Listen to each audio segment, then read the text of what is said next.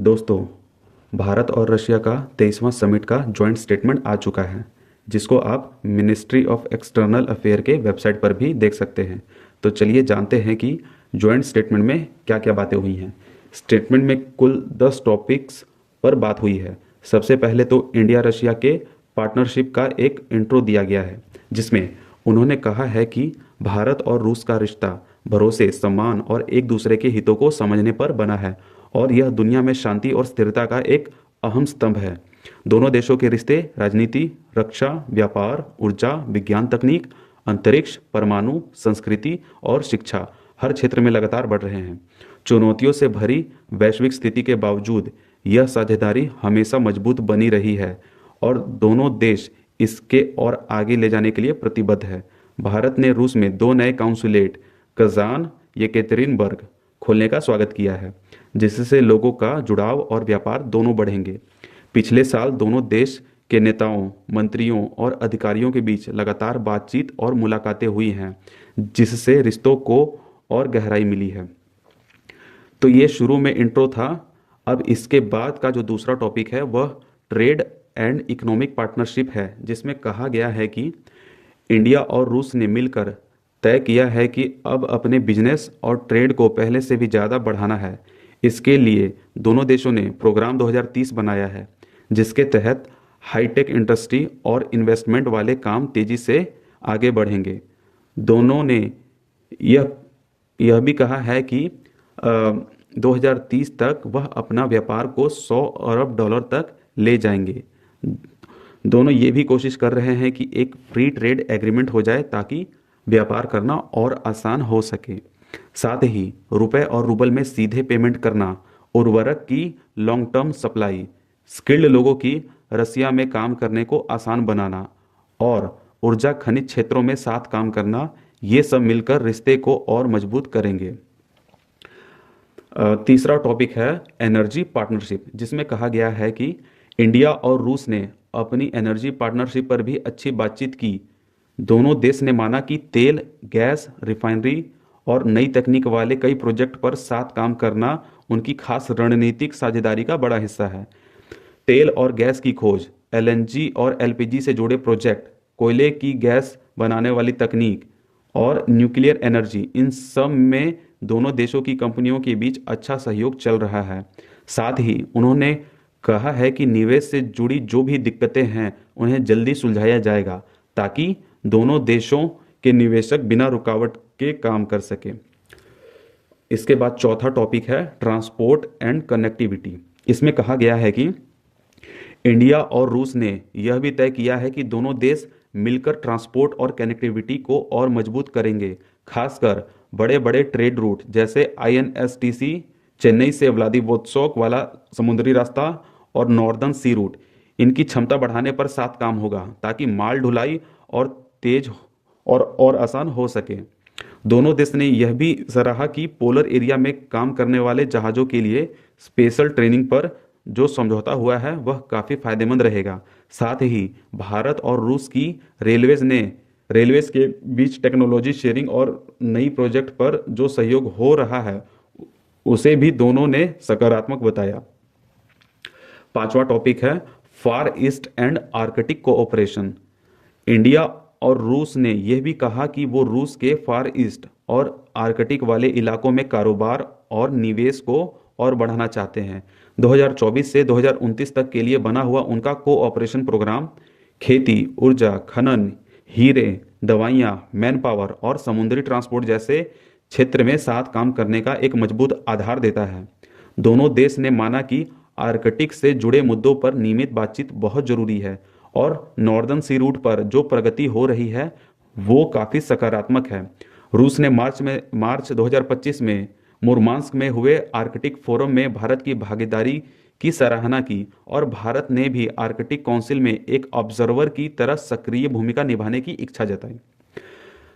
छठा टॉपिक है nuclear space and cooperation. देखिए इसमें क्या कहा गया है।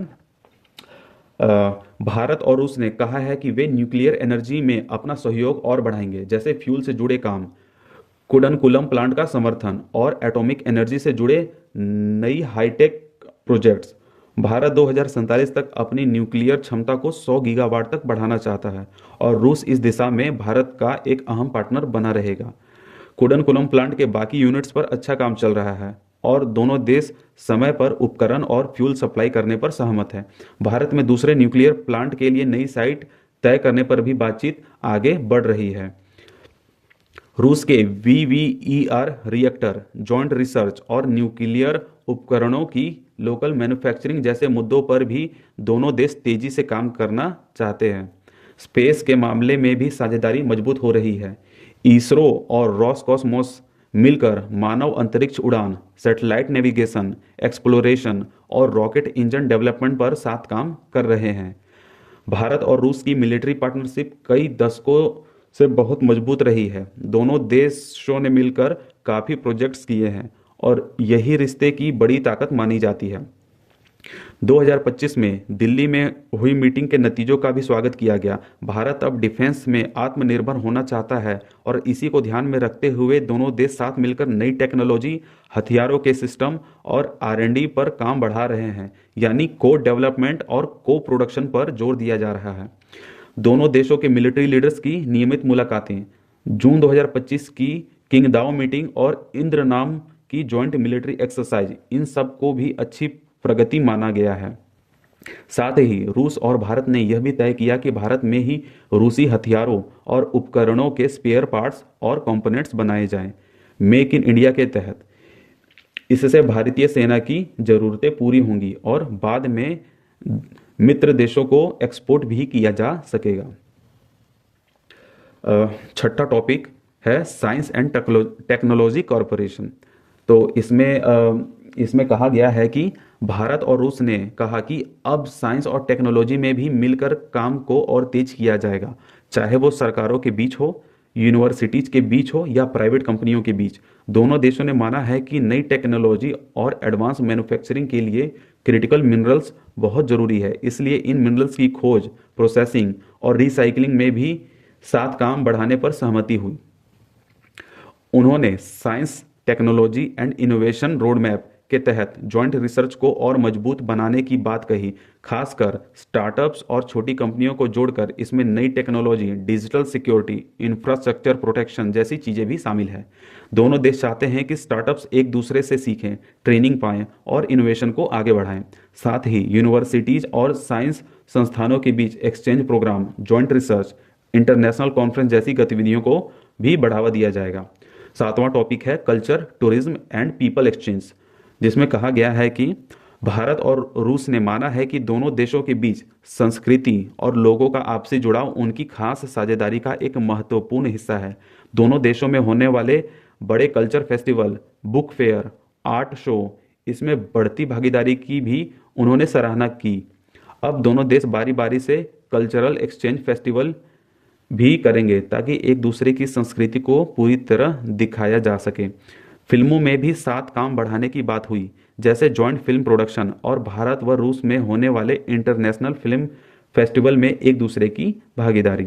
टूरिज्म भी लगातार बढ़ रहा है और दोनों देशों ने वीज़ा नियम आसान करने पर खुशी जताई है, जैसे ई वीज़ा की सुविधा। आगे भी वीज़ा प्रक्रिया को और सरल बनाने पर सहमति हुई।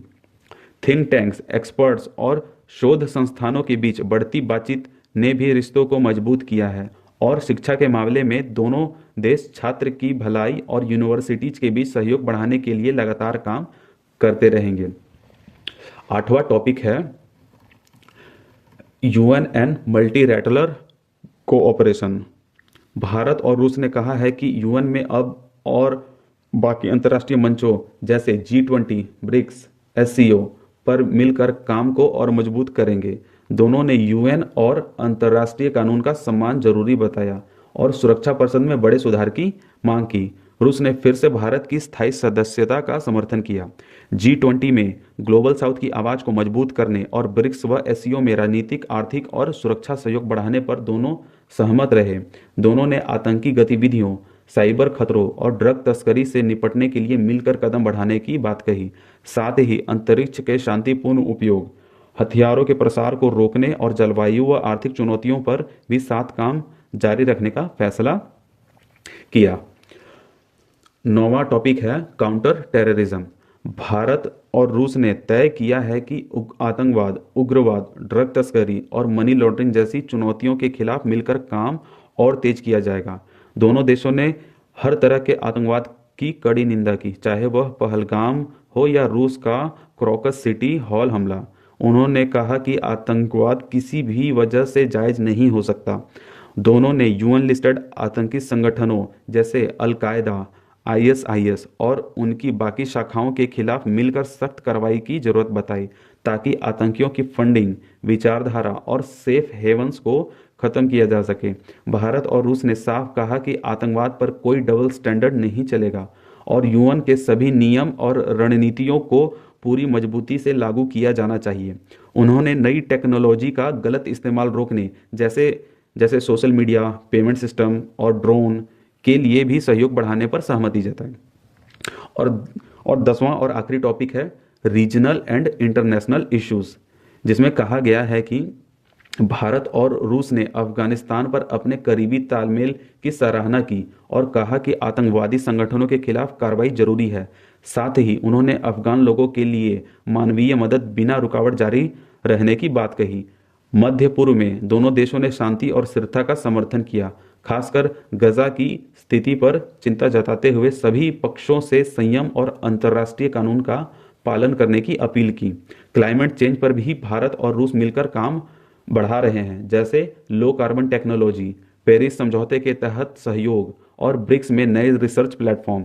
दोनों देशों ने कहा कि उनकी रणनीतियां एक दूसरे से मेल खाती हैं और वे मल्टीपोलर दुनिया और एशिया में शांति और स्थिरता के लिए मिलकर काम करते रहेंगे। अंत में राष्ट्रपति पुतिन ने भारत की मेहमान नवाजी के लिए धन्यवाद दिया और 2026 में अगले समिट के लिए पीएम मोदी को रूस आमंत्रित किया। तो दोस्तों, ये था आखिरी टॉपिक। अगर कोई पॉइंट मुझसे मिस हो गया होगा तो उसके लिए मुझे माफ़ कीजिएगा। बाकी मैंने स्टेटमेंट को छोटा करके बताने का प्रयास किया है।